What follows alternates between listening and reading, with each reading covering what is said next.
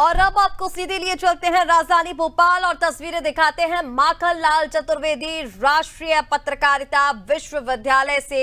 ये तस्वीरें आप देखिए। कार्यक्रम का आयोजन सत्रारंभ समारोह अभ्युदय 2025। मुख्यमंत्री डॉक्टर मोहन यादव कार्यक्रम में शामिल हुए हैं और तस्वीरों में आप देख रहे हैं कवि कुमार विश्वास भी इस दौरान कार्यक्रम में मौजूद है। ये 3 दिवसीय कार्यक्रम एमसीयू में चलने वाला है जिसमें मुख्यमंत्री डॉक्टर मोहन यादव शामिल हुए और माखनलाल चतुर्वेदी की प्रतिमा का अनावरण सबसे पहले किया गया है और इसके बाद शुरू होगा कार्यक्रम।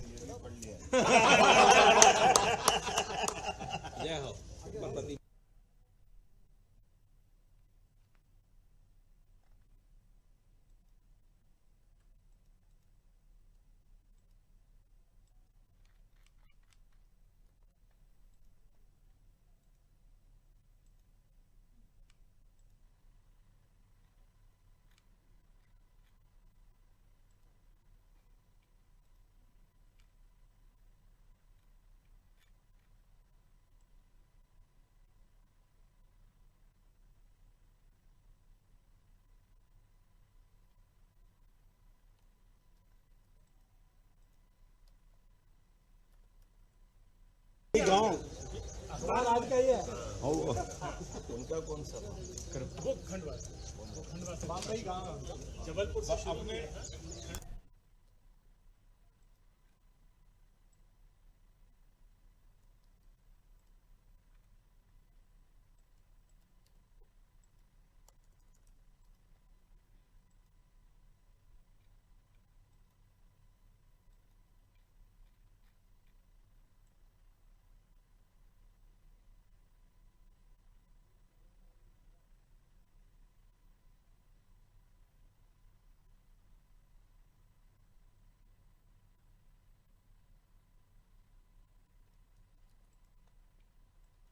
तो तस्वीरें आप तक पहुंचा रहे हैं राजधानी भोपाल स्थित माखनलाल चतुर्वेदी राष्ट्रीय पत्रकारिता विश्वविद्यालय से। इस कार्यक्रम में मुख्यमंत्री डॉक्टर मोहन यादव और कवि कुमार विश्वास शामिल हुए हैं। 3 दिवसीय ये कार्यक्रम एमसीयू में होने जा रहा है जिसकी तस्वीरें आप तक सीधी पहुंचा रहे हैं। आपको बता दें ये सत्रारंभ कार्यक्रम है अभ्युदय 2025 जिसके लिए 3 दिवसीय कार्यक्रम रखा गया है। मुख्यमंत्री यहां पर पहुंच चुके हैं और सबसे पहले माखनलाल चतुर्वेदी की प्रतिमा का अनावरण किया गया और अब जो भी वहां पर प्रदर्शनी के तौर पर लगाया गया है, जो भी वहां पर थॉट्स या फिर लिखे गए हैं बच्चों को समझाने के लिए, छात्रों को समझाने के लिए, तमाम चीजें देखते मुख्यमंत्री डॉक्टर मोहन यादव और कवि कुमार विश्वास नजर आ रहे हैं।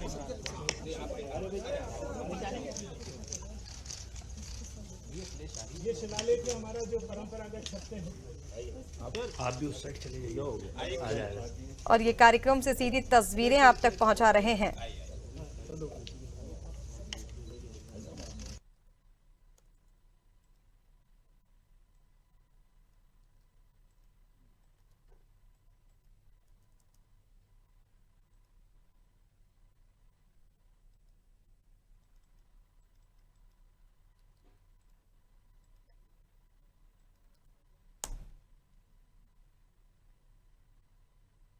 विधायक रामेश्वर शर्मा, राज्य मंत्री कृष्णा गौर भी इस दौरान कार्यक्रम में मौजूद हैं और कार्यक्रम से ये सीधी तस्वीरें आप तक पहुंचा रहे हैं। 3 दिवसीय कार्यक्रम भोपाल में होने जा रहा है।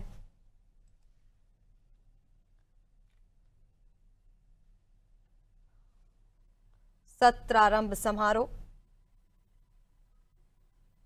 सबसे पहले दिवंगत माखनलाल चतुर्वेदी की प्रतिमा का अनावरण किया गया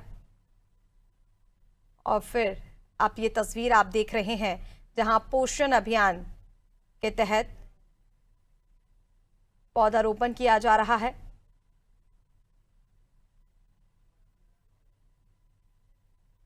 कवि कुमार विश्वास, मुख्यमंत्री डॉक्टर मोहन यादव को आप देख पा रहे हैं जहां पर एमसीयू में माखनलाल चतुर्वेदी विश्वविद्यालय में पौधारोपण करते मुख्यमंत्री डॉक्टर मोहन यादव नजर आ रहे हैं।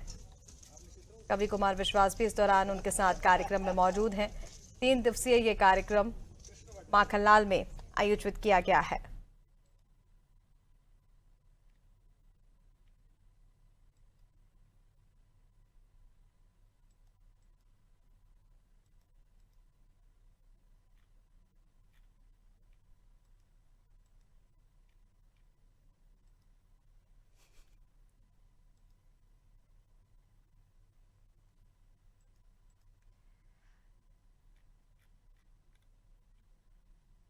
तो आपको बता दें, मध्य प्रदेश की राजधानी भोपाल में स्थित माखनलाल चतुर्वेदी राष्ट्रीय पत्रकारिता विश्वविद्यालय में इस कार्यक्रम का आयोजन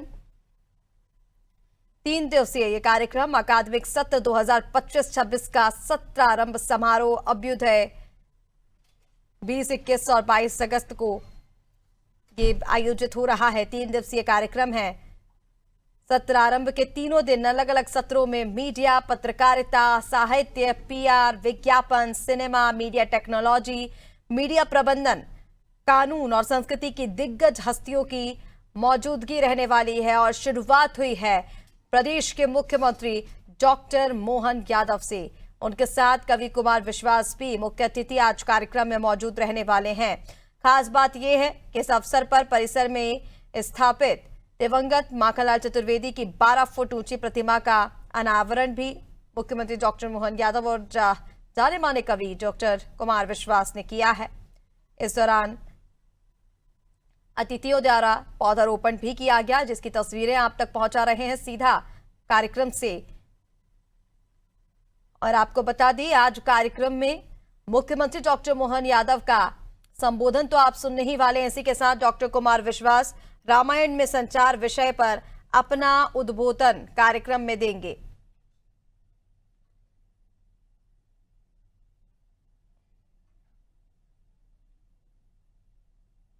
वहां पर माखनलाल चतुर्वेदी राष्ट्रीय पत्रकारिता विश्वविद्यालय में 3 दिवसीय सत्रारंभ कार्यक्रम का आयोजन किया गया अभ्युदय 2025, जिसमें मुख्यमंत्री डॉक्टर मोहन यादव शामिल हुए हैं। सीधी तस्वीरें आप तक कार्यक्रम से पहुंचा रहे हैं।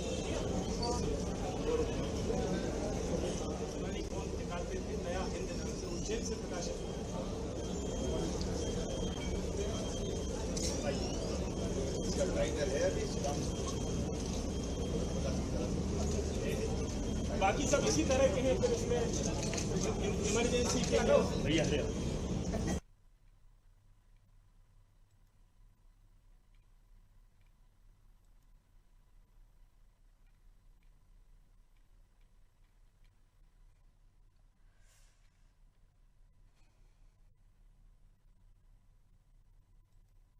तो ये तस्वीरें आप तक पहुंचा रहे हैं राजधानी भोपाल से, माफ कीजिए, माखनलाल चतुर्वेदी राष्ट्रीय पत्रकारिता विश्वविद्यालय में 3 दिवसीय इस कार्यक्रम का आयोजन, जिसमें मुख्यमंत्री डॉक्टर मोहन यादव और जाने माने कवि डॉक्टर कुमार विश्वास शामिल हुए हैं कार्यक्रम में।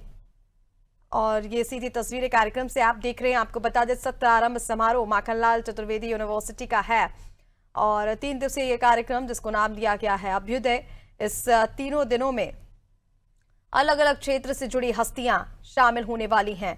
और शुरुआत हुई है मुख्यमंत्री डॉक्टर मोहन यादव से। आज इस कार्यक्रम में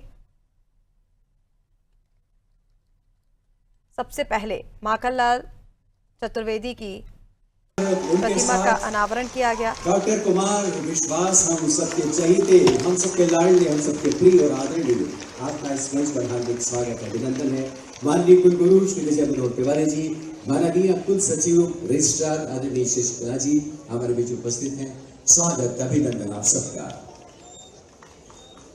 आज हमारा मन चंदन है, जिस जन की मंगल अभिलाषा, कर्ममयी बाती वो भाषा, जिसमें जगमग जगमग आशा, ऐसे सभी अभ्यागतों का वंदन है। आज हमारा मन चंदन है। देवियों सज्जनों, यह अवसर है अभ्युदय का।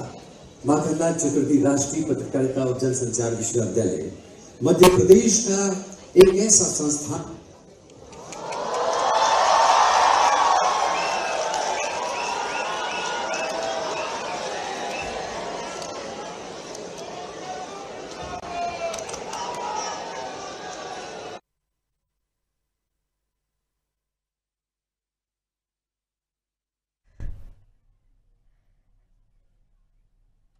तो ये कार्यक्रम से सीधी तस्वीरें आप तक पहुंचा रहे हैं मुख्यमंत्री डॉक्टर मोहन यादव और कवि कुमार विश्वास कार्यक्रम में शामिल हुए, मंच पर पहुंच चुके हैं।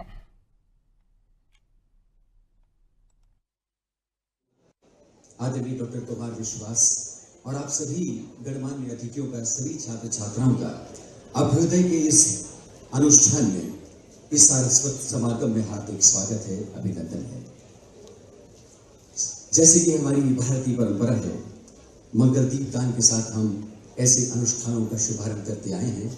माननीय मुख्यमंत्री जी, आदरणीय कुमार विश्वास जी, आदरणीय कुलगुरु विजय मनोहर तिवारी जी से हम निवेदन करते हैं वे इस मंच की तहरी पर रखे मंगल दीप को प्रज्वलित कर और पुष्पांजलि कर आज के इस अनुष्ठान का विधिवत शुभारंभ करें।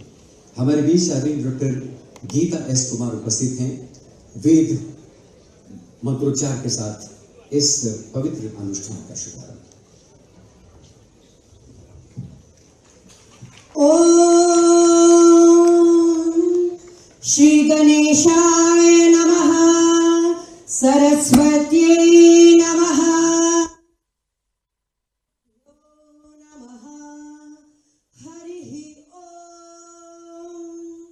ओम यश्छन्दसां वृषभो विश्वरूपः, छन्दोभ्योऽध्यमृतात् सम्बभूव, समेन्द्रो मेधया आस्पृणोतु, अमृतस्य देवधारणो भूयासं, शरीरं मे विचर्षणं, जिह्वा मे मधुमत्तमा, कर्णाभ्यां भूरिविश्रुवं, ब्रह्मणः कोशोऽसि मेधया पिहितः, श्रुतं मे गोपाय, मेधा देवी जुषमाणा न आगात्, विश्वाचे भद्रासु मनस्यमाना, त्वया जुष्टानुदमाना दुरुक्तान्, बृहद्वदेम विदते सुवीराः, त्वया जुष्टऋषिर्भवति देवि, त्वया ब्रह्म गतश्रीरुतत्वया, त्वया जुष्टश्चित्रं विन्दते वसुस्सानो जुषस्वद्रविणो न मेधे, मयि मे प्रार्थना का ही प्रतीक है। देवी सज्जनों, मंच सुशोभित हो चुका है। माननीय मुख्यमंत्री, प्रदेश के मुखिया डॉक्टर मोहन यादव हमारे बीच उपस्थित हो चुके हैं। जहां पर माखनलाल चतुर्वेदी राष्ट्रीय पत्रकारिता विश्वविद्यालय में कार्यक्रम प्रारंभ समारोह का आयोजन रखा गया है। मुख्यमंत्री डॉक्टर मोहन यादव कार्यक्रम में शामिल हुए। अद्भुत वक्ता, कवि, कई रोल में हम उनको देखते हैं। वो मूलतः विद्यार्थी परिषद के कार्यकर्ता भी हैं और बहुत सारे दायित्व उन पे रहे हैं। माननीय कुमार विश्वास जी, आपका मैं स्वागत करता, अभिनंदन करता। आज के इस कार्यक्रम में कुलगुरु विजय मनोहर तिवारी जी, आपने बहुत अच्छे से, वैसे तो आप लेखन के अद्भुत एक प्रतिभा संपन्न व्यक्तित्व के नाते से जाने जाते हैं, लेकिन आप भाषण इतना अच्छा देते हैं, आज मेरे को सुनकर और आनंद आया। इसमें अच्छे से आप बात रखते हैं, अपनी बात का संप्रेषण का तरीका भी और विषय वस्तु का प्रकटीकरण भी आनंददायी है। मंच पर ही विराजमान प्रोफेसर पी शशिकला जी, मंच के सामने विराजे हमारे सुनाम धन्य सभी महानपूर्ण हस्तियां, नाम बोलूँगा तो थोड़ी धृष्टता हो जाएगी, छूटने में गड़बड़ होगी। सभी माननीय मंत्री, विधायक, हमारे सभी आगंतुक अतिथिगण और इस अवसर पर मौजूद सभी प्यारे विद्यार्थियों, पत्रकार साथी, महापौर जी से लगा करके बाकी सारे मित्र, मैं आज ये सोच रहा था कि केवल सुनने के लिए मैं आया हूँ, लेकिन सच में अभ्युदय 2025, तो अभ्युदय 2025 तो मेरे समझो अभ्युदय आज से हुआ है या इसका प्रारंभ कहाँ से हुआ है, ये थोड़ा सा एक यक्ष प्रश्न भी है। और जब पत्रकारिता की जगत में बात करते हैं तो हमको हर काल हर युग में पत्रकार, उनकी प्रति भावना, उनकी भूमिका, वैसे नायक, ऐसे कई प्रकार के अलग अलग हमको ये घटनाक्रम निगाह में आ जाते हैं। अब हमको कठिन प्रश्नों का कोई कठिन उत्तर का साक्षात्कार देखने जाएं तो सबसे कठिन प्रश्नों के कठिन साक्षात्कार के भी कई उदाहरण हैं। एक कठिन प्रश्न यक्ष से होते हैं और युधिष्ठिर उसके उत्तर दे करके उनको संतुष्ट करने का वो साक्षात्कार भी अमर होता है। जिसके बारे में उस दौर से कैसे कैसे रास्ता निकलता है। एक खोजी पत्रकारिता के रूप में भी हनुमान जी को ले लो कि हमारी डिप्लोमेटिक जो भावना वो तो है, लेकिन वहाँ क्या क्या है, कैसा है, खोजी रिपोर्ट लेने के लिए हनुमान जी की जो भूमिका रामायण काल में दिखाई देती है वो भी कमतर नहीं है। और पत्रकारिता आग में खेलते हुए जान पे हथेली पे लेके जाता है, और जैसा रोल है वैसा कर लेता, बड़ा हो तो बड़ा दिखा देता, छोटा हो तो छोटा हो जाता। ये जो अंदर की पत्रकारिता की उसकी एक अपने स्वरूप को कम ज्यादा करने की भी जो समय के साथ सिद्धता होती वो परिणाम लाती है। ऐसे कई घटनाक्रम देखते हैं। घटनाक्रम में एक चुनौती का जरूर है। पत्रकारिता के आदि गुरु के नाते से आमतौर पर अगर हम अतीत के काल में देखें तो वो भी भगवान कृष्ण के जन्म से जुड़ता है। जब नारद जी को पत्रकार के रूप में माना जाता है कि वो सूचना संप्रेषण के और उनकी पत्रकारिता का सब हम एक सहजता से मान्यता दे देते हैं। नारद जी से प्रश्न हुआ कि नारद जी आप तो 24 घंटे नारायण नारायण बोलते रहते हो, भगवान के अलावा कोई मुंह से निकलता नहीं, लेकिन आप ऐसे कैसे भगवान के भगत हो, कितना बड़ा पाप आप कर रहे हो। नारद जी ने कहा क्या हुआ? बोले आपने जो भगवान कृष्ण की जन्म की गिनती थी वो तो सबको मालूम था कि 8वें भगवान कृष्ण है। अब इसमें क्या बात है कि एक के बाद 6, 7 और 8 होता है, लेकिन आपने उसमें भी एक पाप कर दिया। वो पाप ये कर दिया जैसे हमको सबको मालूम कि तीली लगा दी गोले में और कहा इसमें 8वीं कौन सी, भगवान की गिनती देवता पता नहीं कैसे करेंगे, इसलिए तुम तो सबको मारो।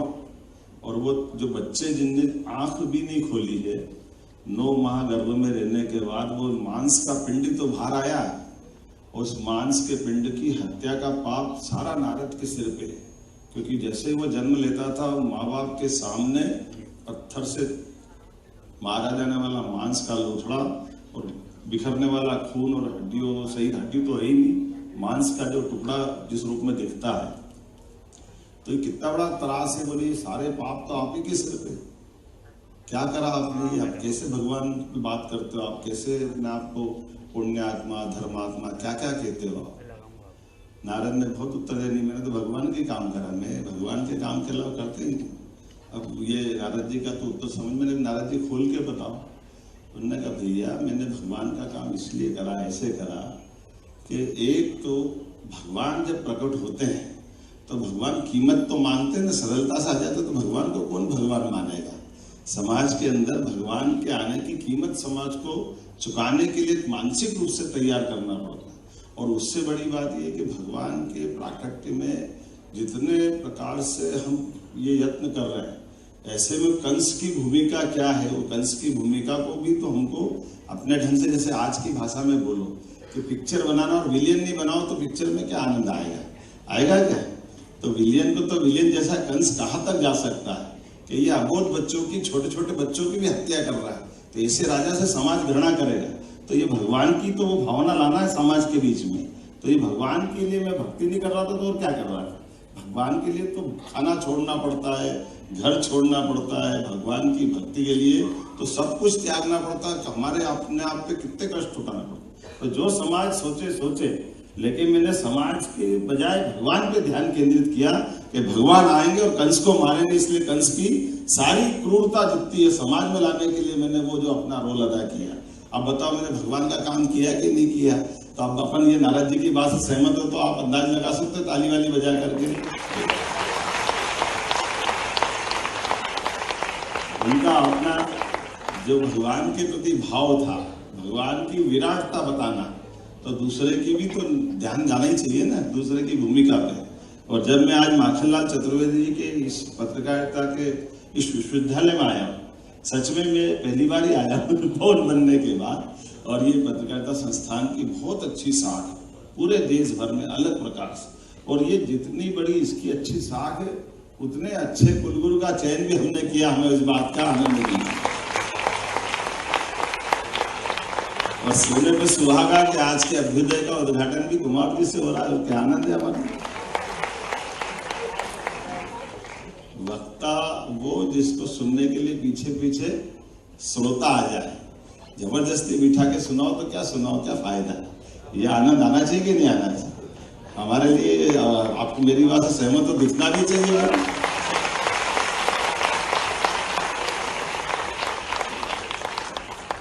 और ये जैसे हम एक बात ऐसे सहजता से मैं रास्ते में गाड़ी में पूछते आ रहा था, तो मेरी गाड़ी में से मैंने ऐसे थोड़े से प्रश्न उठाए कि पेड़ में क्या होता है। तो हमारे भगवान दास समनानी जी और अंदर गाड़ी में थे, उन्होंने कहा पेड़ में क्या होता है? बोले जगदीश, हमारे सुदाम खाड़े भी थे, उन्होंने जगदीश चंद्र बसु ने कहा कि पेड़ में भी प्राण होते हैं। उन्होंने कहा और क्या होता है? बोले शीतलता होती है, हवा होती है। हमने कहा वो सब तो ठीक है, और क्या होता है? उन्होंने कहा हमको नहीं मालूम क्या होता है। हमने कहा पेड़ में भी आग होती है। पेड़ में आग कैसे होती है? उन्होंने कहा फॉरेस्ट में जब सघन वन रहते तो घर्षण से आग ही तो आती है, वो फिर जलता भी तो पेड़ ही है। तो ये जो हमको पेड़ की वो जो दशा है, दिखना है, ये पत्रकार भी उसी तरह, इनके अंदर भी आग होती है, हमें इस बात का भी आनंद है। लेकिन ये जंगल भी आबाद करते हैं, लेकिन यज्ञ में भी इनके बिना काम नहीं चलता है। हमारे सारे जितने भी हमारे हवन यज्ञ है, उसकी आहुति बगैर कोई काष्ठ के हो सकती है क्या? ये तो अधूरी है ना। ये सर हम तो सब सनातन संस्कृति वाले हैं, तो स्वाभाविक रूप से माखनलाल जी उस पत्रकारिता के उस यज्ञ पिंड की पहली आहुति वाले भाव से उन मान, जिनने अपने जीवन काल के आधार पर, वैसे कहा भी जाता कि माधव सदाशिव सप्रे जी के बाद के वो उस दौर के लोग हैं जिन्होंने हमारे हिंदी को पुनर्प्रतिष्ठित करने का एक बड़ा अभियान चलाया। और उस बड़े अभियान के दरमियान कितने कितने प्रकार से लोग जोड़े गए, कितने कितने प्रकार से लोग देखे गए। हिंदी की अपनी यात्रा, देव भाषा की ये पुत्र के नाते से इसकी पुत्र की यात्रा हिंदी की, इसका ये ज्यादा पुराना इतिहास नहीं, लेकिन पुनर्परिभाषित करने का, प्रतिष्ठित करने का, देव भाषा के रूप में संस्कृत की इस योग्य पुत्र की इस यात्रा में ऐसे बड़े बड़े नामों ने अपनी बड़ी भूमिका अदा की। हमें गर्व है, माखनलाल जी हमारे मध्य प्रदेश के थे, हमें इस बात का भी आनंद है कि इस परंपरा में उनके नाम पर आज प्रतिमा का अनावरण भी हो रहा। और जब मैं ये देखता हूँ तो ये भी ध्यान में आता है, हमने भी ऐसे कई प्रकार के प्रयोग किए जो शब्दों से परिभाषित होते हैं, लेकिन शब्द की आत्मा से उसका मेल मिलाप नहीं था। पहले हमने विश्वविद्यालय बनाए तो विश्वविद्यालय में ये समझ में नहीं आया कि हिंदी में अपने कैसे शब्द कहाँ से निकल जाता है। अंग्रेजी में तो चांसलर, वाइस चांसलर समझ में आता है, लेकिन ये कुलपति, उपकुलपति के बजाय कुलपति कहाँ से आ गया, और कुलपति के खतरे क्या, ये भी ध्यान में आया कि कुलपति जब हम करने गए, मैंने सुना है कि कुलपति से कुलगुरु की यात्रा कैसे हुई। तो मैं इंदौर में जब शिक्षा मंत्री करके गया था, मैं हिंदी के अपने विश्वविद्यालय में इस तरह से ही बात कर रहा हूँ। तो जब मैं वहाँ मिला तो हमारी एक मैडम है जिनके पति वहाँ थे, वो वहाँ की वाइस चांसलर थे। तो उनके श्रीमान से जब मिला तो उन्होंने कहा कि मैं आपके कुलपति का पति हूँ। अब मेरे को ऐसा लगा कि कुतुब मीनार से जैसे मैं खड़ा हूँ, नीचे गिरा दिया मैंने। ये क्या है ताऊ, ये कुलगुरु या कुलपति का पति में हूँ तो फिर ये तो गलत हो जाएगा। तो मैंने कहा नहीं, ये नाम बदलना चाहिए। ढूंढ टटोल लगे सब तरफ से, ये हिंदी में नामकरण हो गया, लेकिन ये हिंदी की गलती तो है, इस गलती को कैसे सुधारे। तो फिर हमने कहा यार ये अपने को गुरु पूर्णिमा मना रहे, तब भी एक दिक्कत आती है। अब गुरु पूर्णिमा मनाया जाए तो गुरु पूर्णिमा में भी हिंदी ने कष्ट खड़ा कर दिया कि गुरु पूर्णिमा मतलब वो कॉलेज के शिक्षक, प्राध्यापक, प्रोफेसर वो मानते नहीं कि वो गुरु होते। वो कहते ये स्कूल के गुरु जी हमारे 500 रुपये में गुरु जी रख दिए थे पुरानी सरकार के दिग्विजय सिंह के हाल के समय, जहाँ कोई शिक्षक नहीं मिलते 500 रुपये महीना करके, तो वो गुरु जी एक अलग संकट हो गया।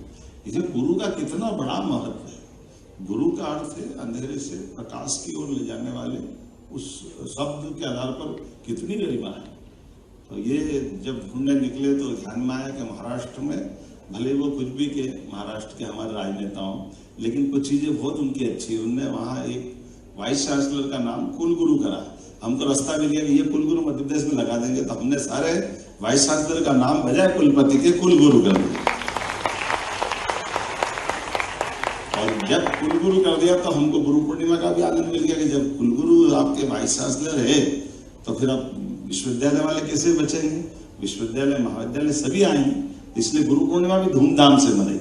हमने सारे त्योहार सरकार के साथ, समाज के साथ सहकार करते हुए मनाए। रक्षाबंधन का हो, गुरु पूर्णिमा का हो, अभी दशहरा आने वाला है। अब दशहरे में भी जाने अनजाने हमसे गलती हो रही है। दशहरा तो अपने पुरुषार्थ का, अपने अलग प्रकार के गौरवशाली अतीत का है, लेकिन सारा दशहरा कागज जलाने में चला जाता है। कागज का बड़ा पहाड़, उसका नाम रावण दे दिया और हम ताली बजा के घर हो गया दशहरा पूरा। तो हमारी सरकार बनने के बाद माननीय विश्वास जी और सबको जैसे जानकारी है, हमने कहा हर दशहरे पर शस्त्र पूजन होगा। जहां पुलिस का शस्त्रागार है वहां हमारे मंत्री जाएंगे, विधायक जाएंगे, जहां जो भी सिस्टम है, क्योंकि जो हमारे संदेश छिपे हैं प्रत्येक त्योहार में, उस त्योहार के संदेश को पकड़ने की आवश्यकता है। इसलिए मकर संक्रांति में नारी सशक्तिकरण की दिशा में खगोल को भी नमस्कार करते हैं, लेकिन ये जो एक के बाद एक हमने त्योहारों से जो सीखना चालू किया है, आज मैं ये सारी बात इसलिए कर रहा हूँ कि ये माखनलाल जी से बात जुड़ रही है।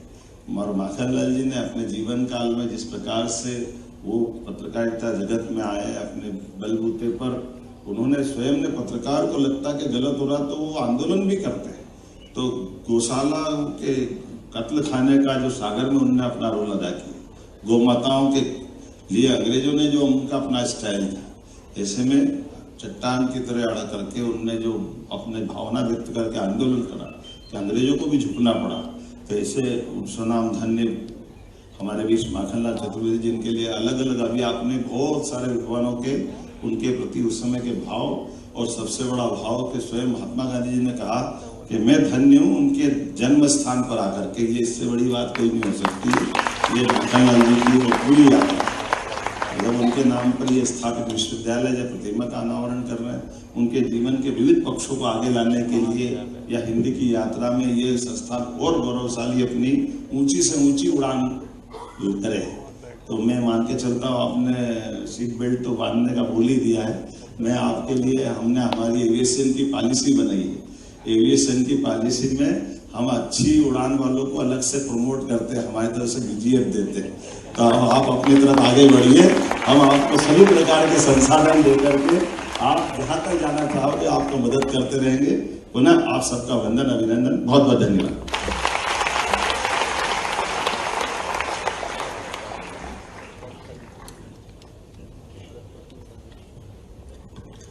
धन्यवाद माननीय मुख्यमंत्री जी। पहली शिरकत इस विश्वविद्यालय के परिसर में उनकी हुई, लेकिन जिस तरह से आत्मीयता से भरकर खुले मन से उन्होंने आप सबको संबोधित किया और नए आश्वासन दिए, निश्चित रूप से बार बार माननीय मुख्यमंत्री जी की आमद इस विश्वविद्यालय में होती रहेगी, ऐसी उम्मीद करते हैं। दिव्य सज्जनों, जाहिर है कि इसके बाद आप सबकी आंखें जाकर जहां टिक रही है, उस शख्सियत को हम सब अपने वक्ती दौर में डॉक्टर कुमार विश्वास के नाम से जानते हैं। कुमार विश्वास के कई चेहरे हैं, उनकी शख्सियत के कई रंग हैं, और पहल रंग उनका तो हमारे तक जो पहुंचता है उनकी कविता का पहुंचा है। और उस कविता में भी कोई दीवाना कहता है कि ऐसी हिलोर जागी कि पूरे देश के हर तरुणाई की जुबान पर वही पंक्ति होती है। लेकिन कुमार विश्वास ने भारतीय ज्ञान परंपरा को जिस गहरे तक आत्मसात किया है, अपने जीवन में, संस्कार में, अपनी स्मृतियों में जिस तरह से उसे आत्मसात करते हुए न केवल भारत बल्कि समुद्र पार के मुल्कों तक जिस भारतीय संस्कृति का परचम फहराया है, जिस वाचिक परंपरा के मंच को उन्होंने समृद्ध किया है, हिंदी की हुंकार भरी है। निश्चित रूप से हम कह सकते कि मानस भवन में आर्यजन जिसकी उदारे आरती, भगवान भारतवर्ष में गूंजे हमारी भारती। ऐसे कुमार विश्वास के कंठ से, अधरों से जब छल छल कल कल प्रांजल पवित्र हिंदी बहती हुई हम सब तक पहुंचती है, तो निश्चित रूप से हमें गहरा मान होता है, हमारा विश्वास प्रगाढ़ होता है। लेकिन कुमार विश्वास की कहानी किस्मत की कहानी नहीं है, वो कर्म के पसीने की कमाई है। और कर्म के पसीने की कमाई की ओर जब हमारा ध्यान जाता है, अपनी भाषा के प्रति, मिट्टी के प्रति, अपने संस्कारों के प्रति और अपनी भारत की आत्मा के प्रति अगाध प्रेम परिलक्षित होता है। कुमार विश्वास को बहुत सम्मान के साथ हम आमंत्रित करें। और आज जैसा कि आप देख रहे हैं, चलिए अब कुमार विश्वास आपके बीच। एक भारतीय आत्मा के नाम से भारतीय जनमानस में चिरस्थायी स्थान बना चुके पूज्य दादा की स्मृति को प्रणाम करता हूँ। मंच पर उपस्थित महाकाल के भक्त और पिछले 2.5 दशकों से अखाड़े के समय से मेरे मित्र और मध्यावर्त के मेधावी मुख्यमंत्री मोहन भाई को बहुत बहुत प्रणाम करता हूँ। कुलगुरु की पुस्तक मैंने रेलवे स्टेशन से खरीदी थी और मैं अपने से बड़ों द्वारा रेखांकित न हो पाने की कुंठा में बहुत दिन जिया हूं। तो मुझे सदा लगता है कि मुझसे अच्छा अगर कोई कुछ भी कर रहा है, उससे अपरिचय भी हो तो भी उसका संपर्क सूत्र ढूंढ के उसे फोन करो, उसे कहो कि तुमने बहुत अच्छा काम किया है। तो मैंने वो किताब ली और उसमें मैंने भाषा पढ़ी, उपन्यास तो था ही, तो मुझे समझ नहीं आया कि किससे नंबर लूं। तो मेरे एक पुराने मित्र कवि सम्मेलनों के संयोजक प्रवीण भाई बैठे हैं इंदौर से, मैंने उनको फोन किया कि क्या आप इनको जानते हैं? तो बोले हाँ मेरे मित्र हैं। मैंने नंबर लिया और पहले मैंने 5 मिनट कविता की उस किताब की विषय वस्तु पर चर्चा की। वो 3 बार उन्होंने पूछा कि आप कौन बोल रहे हैं? तो मैंने कहा मैं एक पाठक बोल रहा हूँ। ये भी मेरे लिए काफी सुखद था कि मध्य प्रदेश में एक ऐसा व्यक्ति भी है जो मेरी आवाज से मुझे नहीं पहचान पा रहा। इससे ही पता चलता है कि वो कितने तटस्थ व्यक्ति हैं। हो गए आप अपने घर के, हम नहीं जानते। तो फिर मैंने इनसे अंत में कहा कि मैं कुमार विश्वास बोल रहा हूँ और आपकी किताब, तो उन्हें बड़ा अच्छा लगा। अभी उन्होंने जब मुझे कहा तो निस्संदेह बहुत सारे लोगों को ये आश्चर्य भी होता है, क्योंकि शुद्ध रूप से हिंदी कवि सम्मेलन की व्यावसायिकता को ऊपर ले जाने में मैंने थोड़ा श्रम किया और उन व्यावसायिक खांचों में इस कार्यक्रम का आमंत्रण फिट नहीं बैठता था। तो मैंने उनसे कहा कि उन्होंने कहा हम आपको क्या दे सकते हैं? तो मैंने कहा मुझे आप बस विद्यार्थी दे दीजिए, मैं जहाज पकड़ के खुद आ जाऊंगा अपने आप से। जो आगे सभी सज्जन लोग बैठे हैं, सभी परिचित हैं, महनीय हैं, ये संवाद के स्तर से ऊपर उठ गए हैं। इनका जो कुछ होना था हो गया। मेरे को ऐसा कोई भ्रम नहीं है कि मैं इन्हें कुछ बोल के सुधार लूंगा या इन्हें कुछ बात सिखा दूंगा, ऐसा कुछ है नहीं। जो पीछे बैठे उनके सामने पूरा कर्म क्षेत्र पड़ा हुआ है, सबके सामने। और सबसे अच्छी बात यह है कि आप सब में से अधिकांश लोग यहाँ से पढ़ने के बाद मेरे घर आने वाले हैं। मैं नोएडा में फिल्म सिटी के पास रहता हूँ, जहाँ 200 चैनल, सारे अखबारों के स्टूडियोज हैं, वहाँ काम भी करता हूँ। तो ये सब बच्चियाँ हमारी बेटियाँ, ये सब बच्चे हमारे, ये सब मुझे फ्लोर पे मिलने वाले हैं, एंकर की तरह इंटरव्यू लेने वाले हैं, बाइट लेने वाले हैं, फोनो ले देने वाले हैं। मैं 2 बिंदुओं पर अपनी बात केंद्रित करूंगा। एक जो मूल विषय विश्वविद्यालय ने मुझे दिया है, रामकथा में संप्रेषण और संचार, और दूसरा आधुनिक पत्रकारिता। पत्रकारिता में पिछले 10-11 वर्षों में एक बड़ी बेचैनी देखी गई है, क्योंकि पिछले 60 वर्षों में, 65 वर्षों में एक बड़ा स्थायित्व आ गया था। लोगों को पता चल गया था, लोगों को अंदाजा हो गया था कि वैचारिकी के खुदा किधर बैठे हुए हैं, किधर की तरफ मुंह करके क्या लिखने में क्या सुविधा प्राप्त होती है। ये आमतौर पर उन्हें पता चल गया था। 11 वर्षों में भारत का राजनीतिक परिदृश्य बदला है, भारत की वैचारिकी के मुख्य बिंदु बदले हैं, वर्षों से उपेक्षित विषय प्रासंगिक बने हैं और थोपे हुए विषय नेपथ्य में जा रहे हैं। ऐसे में कुलबुलाहट होनी स्वाभाविक है, बेचैनी होनी स्वाभाविक है। तो पत्रकारिता का विचार या विचार की पत्रकारिता। आज की तिथि में हमसे कोई पूछे, कोई बच्चा पूछ रहा था बाहर इंटरव्यू लेता हुआ, आप कौन सा अखबार पढ़ते हैं? मुझे क्षमा कीजिए, मेरे 6-7 अखबार आते हैं, मैं पढ़ नहीं पाता, क्योंकि मेरे संपादकीय पढ़ने की आदत प्रारंभ हुई राहुल बारतोते से, प्रभाष जोशी से, राजेंद्र माथुर से, राजेंद्र अवस्थी से। आज जब मुझे पता है कि सेठ जी ने ये पत्रकारिता में जो अखबार छापा है, इसका संपादकीय किसी दूसरे लड़के से लिखवाया है, सेठ जी का सिर्फ नाम है, तो उस अखबार के संपादकीय पढ़ने में मेरी कोई रुचि नहीं है। वो काम आपको भी दिया जाएगा। आप सबसे अधिक चुनौतीपूर्ण व्यवसाय में जाने वाले हैं। सरल व्यवसाय नहीं है, सरल काम नहीं जिसमें आप जाने वाले हैं। तो इसमें आपको अपनी शक्ति और उसके पर्स पहचानने पड़ेंगे कि आपको क्या पर्स मिलते हैं। पीछे बैठे हुए बच्चों, हम उस देश में हैं जहां छपे हुए और बोले हुए अक्षर को आज भी सत्य माना जाता है। मैंने 17 वर्ष विश्वविद्यालय में पढ़ाया है। हिंदी के विभाग में बैठे हुए बड़े बड़े प्रोफेसर जिन्होंने 20-20 PhD करा रखी थी, वो किसी विषय पर बहस करते हुए कहते थे, अरे विश्वास जी आपको पता नहीं आज के जागरण में छपा है। अब उन्हें ये पता नहीं होता था कि ये जो छपा है ये किस लड़के लड़की ने लिखा है और किस कारण से लिखा है। छपे हुए अक्षर का आज भी इतना सम्मान इस देश में है, बोले हुए शब्द का आज भी इतना सम्मान है। 88 वर्ष की आयु के मेरे पिता, जिनकी 18वीं पुस्तक इस बार आई है, जो कल्याण में नियमित लिखते हैं, जो मोहन जी के बड़े स्नेही इनके प्रति आशीर्वाद दाता हैं, संघ के पुराने स्वयंसेवक के जनसंघ के दिनों से और लगातार लिखते पढ़ते हैं, वो आज भी यूट्यूब पर कोई एजेंडा फिक्सिंग की रील देखकर मुझसे पूछ लेते हैं, लाला ये क्या हुआ है। मैं उनसे कहता हूं ये लाइक्स लेने के लिए ऊपर थंबनेल लगा, ऐसा कुछ हुआ नहीं है, ऐसी कोई बात नहीं हुई है। इसका मतलब अभी आपके पास एक चीज सुरक्षित है जिसका नाम है क्रेडिबिलिटी, जिसका नाम है विश्वसनीयता। वही एकमात्र चीज है जिसके ऊपर आपको अपना पूरा जीवन लगाना। अब समस्या यहां यह हो गई है, बहुत सारे मित्र ऐसे बैठे हैं जो पहले चैनल्स में काम करते थे और अब विश्वविद्यालय में आए हैं, या विश्वविद्यालय से चैनल्स में गए हैं। एक अखबार का संवाददाता, छोटे से गांव का, जिसको सेंटीमीटर में मिलकर पैसे मिलते हैं कि कितने इंच की खबर छपी, वो अगर स्थानीय कोतवाल साहब के किसी अनाचार को कम लिखता है तो आप उसकी बेचारगी समझ सकते हैं, आप उसकी दिक्कत समझ सकते हैं कि आर्थिक दिक्कत है।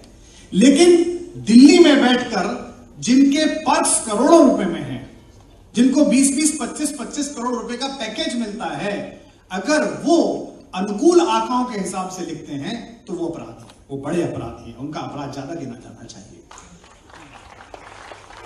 किसी विचार को केंद्र में रखने के बाद तटस्थ होकर लिखना ही पत्रकारिता है।